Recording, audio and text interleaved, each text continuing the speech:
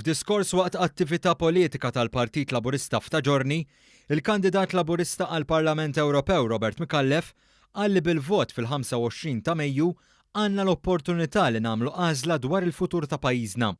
Micallef qal li rridu nażlu bejn min għandu strateġija ċara u soda dwar kif ninvestu fil-futur ta' pajjiżna b'viżjoni għat-tul u bejn min ħares biss għall-elezzjoni ġenerali li jmiss.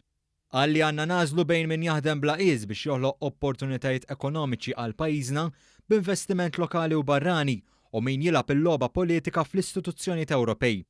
Micallef żied li neħtieġu nagħmlu għażla favur kandidati li dejjem se jmexxu l quddiem fl-interessi ta' pajjiżna f'ħidmiethom fil-Parlament Ewropew.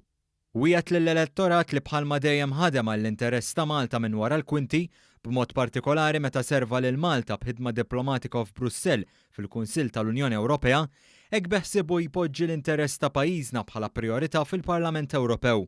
Qal li se jaħdem favur iktar fondi Ewropej, favur iktar opportunitajiet ta' appoġġ u skambju mill-Ewropa għal diversi setturi, politika komuni dwar il-migrazzjoni u favur l-istatus uffiċjali tal-lingwa Maltija.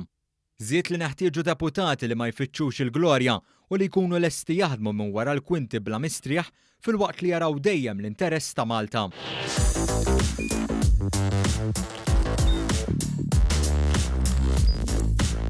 Idħol fuq one.com.mt u hemmhekk tista' tara l-programmi kollha li jxandru fuq One permezz ta' One Play.